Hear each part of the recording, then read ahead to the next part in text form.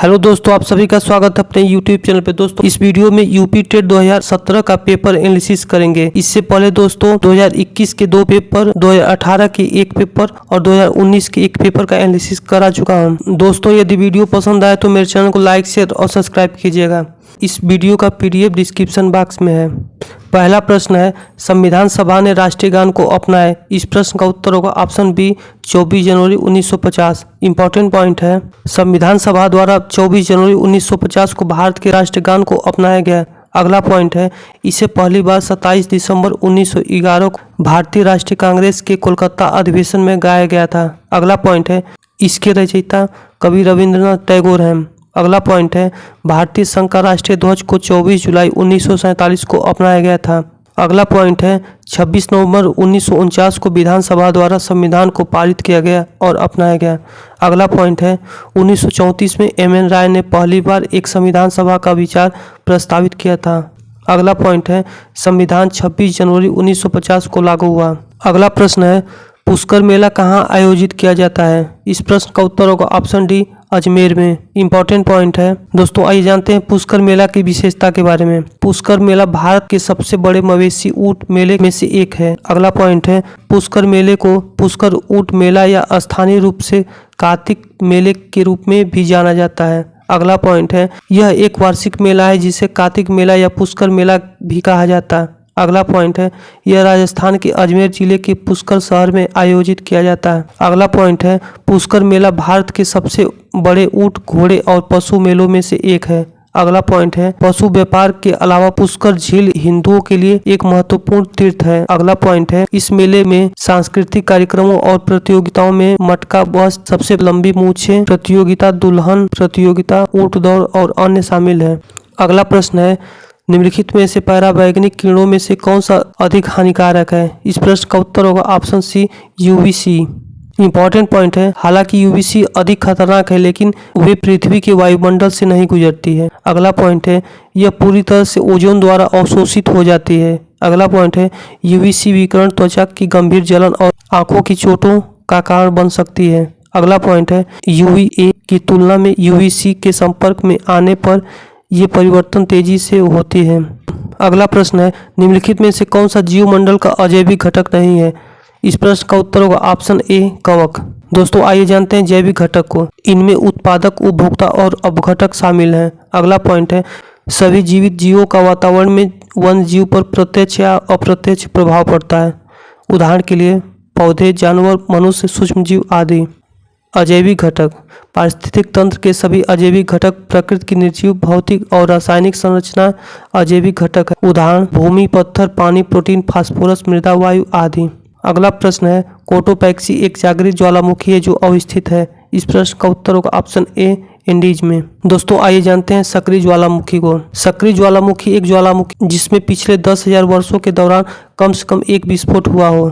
निष्क्रिय ज्वालामुखी, निष्क्रिय ज्वालामुखी 10,000 वर्षों में कोई विस्फोट ना हुआ हो। अगला प्रश्न है, WWF से आशय है। इस प्रश्न का उत्तर होगा option a world wild life fund. Important point है, वन्य जीव कोष की स्थापना 1961 ईस्वी में हुआ। यह एक गैर सरकारी संगठन है। अगला पॉइंट है, इसका मुख्यालय स्विट्जरलैंड के ग्लैड में स्थित है। अगला प्रश्न है, गंगा नदी निकलती है। इस प्रश्न का उत्तर होगा ऑप्शन सी गंगोत्री ग्लेशियर से। गंगा नदी गंगोत्री ग्लेशियर से निकलती है और बंगाल की खाड़ी में समाप्त होती है। अगला पॉइंट है, गंगा भारत की सबसे लंबी नदी है। अगला पॉइंट है, यह 2525 किलोमीटर लंबी है। अगला पॉइंट है, गंगा की सहायक नदियों में यमुना, गंडक, रामगंगा, सोन, घाघरा, गोमती, कोसी, तमसा, पुनपुन और महानंदा शामिल है। अगला प्रश्न है, भारत में निम्नलिखित में से कौन सी एजेंसी मुख्य रूप से प्रदूषण के मापन से संबंधित है। इस प्रश्न का उत्तर होगा ऑप्शन बी केंद्रीय प्रदूषण नियंत्रण बोर्ड। इंपॉर्टेंट पॉइंट है, केंद्रीय प्रदूषण नियंत्रण बोर्ड की स्थापना 1974 में हुआ था। अगला पॉइंट है, इसका मुख्यालय नई दिल्ली में स्थित है। अगला प्रश्न है, गिर शेर परियोजना अवस्थित है। इस प्रश्न का उत्तर होगा ऑप्शन ए गुजरात में। अगला प्रश्न है, तिब्बत की सांगपो नदी भारत में जानी जाती। इस प्रश्न का उत्तर होगा ऑप्शन ए ब्रह्मपुत्र के नाम से।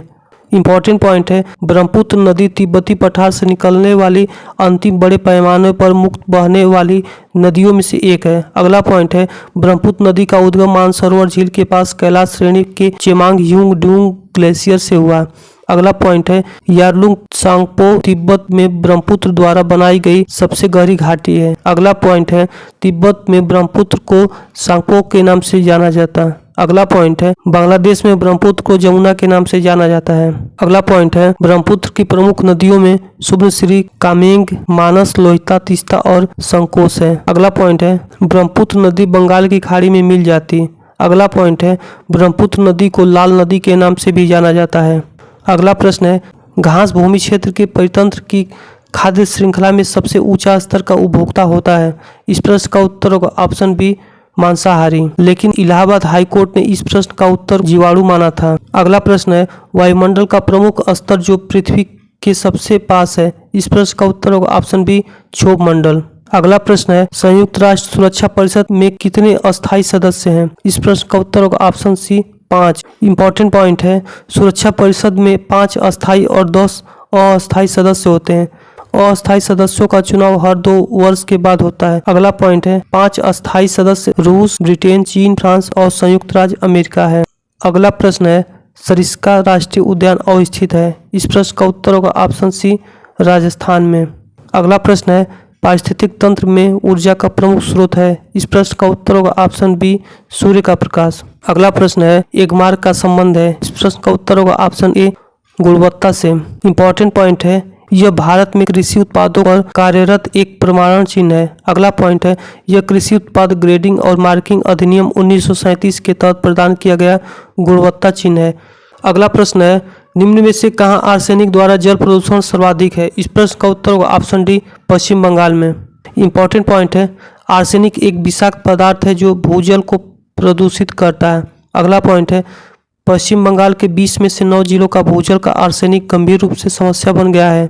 अगला पॉइंट है, आर्सेनिक जल से त्वचा के कैंसर और आने वाली गंभीर स्वास्थ्य मुद्दों का कारण बनता है। अगला प्रश्न है, वन्य जीव सुरक्षा अधिनियम पारित किया गया था। इस प्रश्न का उत्तर होगा ऑप्शन ए, 1972 ईस्वी में। इंपॉर्टेंट पॉइंट है, वन्य जीव सुरक्षा अधिनियम भारत की संसद द्वारा 9 सितंबर 1972 को लागू हुआ, जिसमें पशुओं को शिकार से बचाया जा सके और पौधों की सभी प्रजातियों को संरक्षित किया जा सके।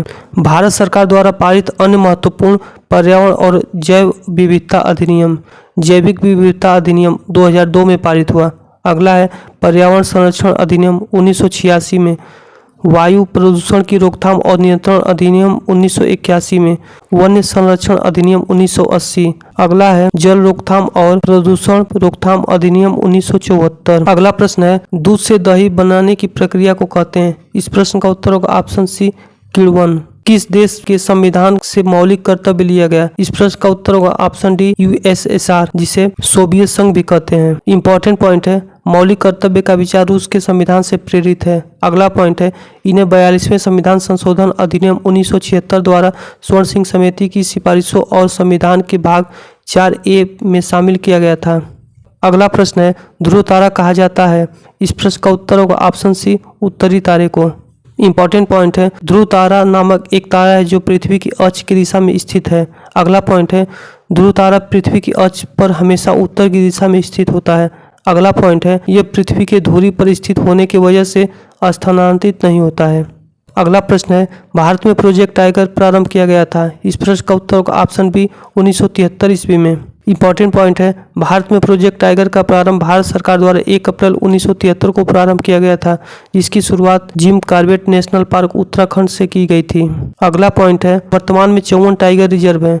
54वां tiger reserve Ranipur tiger reserve जो कि उत्तर प्रदेश में स्थित है, इसकी घोषणा 2022 में की गई थी। अगला प्रश्न है, फूलों की घाटी अवस्थित है। इस प्रश्न का उत्तर होगा ऑप्शन डी, उत्तराखंड में। इंपॉर्टेंट पॉइंट है, फूलों की घाटी उत्तराखंड के चमोली में स्थित है। अगला पॉइंट है, यहाँ बड़ी संख्या में जंगली जानवर पाए जाते हैं, जैसे काली एशियाई भालू तथा लाल लोमड़ी। अगला पॉइंट है, फूलों की घाटी को 1982 में यूनेस्को द्वारा विश्व धरोहर की सूची में शामिल किया गया था। अगला प्रश्न है, एक वयस्क मनुष्य में कुल अस्थियों की संख्या कितनी होती है। इस प्रश्न का उत्तर होगा ऑप्शन सी, 206 अस्थियां। अगला प्रश्न है, ग्रीन पीस इंटरनेशनल का मुख्यालय अवस्थित है। इस प्रश्न का उत्तर होगा ऑप्शन ए, एम्स्टर्डम में। अगला प्रश्न है, प्रकाश संश्लेषण के प्रकाशीय चरण के दौरान किसका ऑक्सीकरण और किसका अपचयन होता है? इस प्रश्न का उत्तर होगा ऑप्शन ए, जल का ऑक्सीकरण तथा NADP का अपचयन होता है। अगला प्रश्न है, LPG के संदर्भ में क्या असत्य है? इस प्रश्न का उत्तर होगा ऑप्शन डी, मीथेन उत्सर्जन करने वाला। दोस्तों आइए जानते हैं LPG की विशेषता के बारे में। यह एक स्वस्थ ईंधन है, इसका उच्च कैलोरी मान है, यह नीली लौ से जलता है, यह प्रोपेन और ब्यूटेन से बना है, यह आसानी से टैंक या सिलेंडर में भरा जा सकता है। अगला है, प्राकृतिक गैस मीथेन से बनी होती है। अगला प्रश्न है, द ऑर्गन ऑफ स्पेसीज, जिसे हिंदी में प्रजातियों की उत्पत्ति, एक रचना है। इस प्रश्न का उत्तर होगा ऑप्शन बी, चार्ल्स डार्विन की। अगला प्रश्न है, मकर रेखा अवस्थित है। इस प्रश्न का उत्तर होगा ऑप्शन ए, 23.5 डिग्री दक्षिणी गोलार्ध में। अगला प्रश्न है, अंतर्राष्ट्रीय न्यायालय का मुख्यालय अवस्थित है। इस प्रश्न का उत्तर होगा ऑप्शन बी, द हेग में। इंपॉर्टेंट पॉइंट है, अंतर्राष्ट्रीय न्यायालय का मुख्यालय द हेग में स्थित है। अगला पॉइंट है, जॉन डोनाग्यू अंतर्राष्ट्रीय न्यायालय के अध्यक्ष हैं। अगला पॉइंट है, अंतर्राष्ट्रीय न्यायालय को जून 1945 में संयुक्त राष्ट्र के चार्टर द्वारा स्थापित किया गया था और अप्रैल 1946 में काम शुरू किया गया था। अगला पॉइंट है, दलवीर भंडारी अंतर्राष्ट्रीय न्यायालय के वर्तमान भारतीय सदस्य हैं। दोस्तों मिलते हैं अगले वीडियो में यूपी टेट पर्यावरण अध्ययन के 2016 पेपर के साथ। तब तक के लिए धन्यवाद।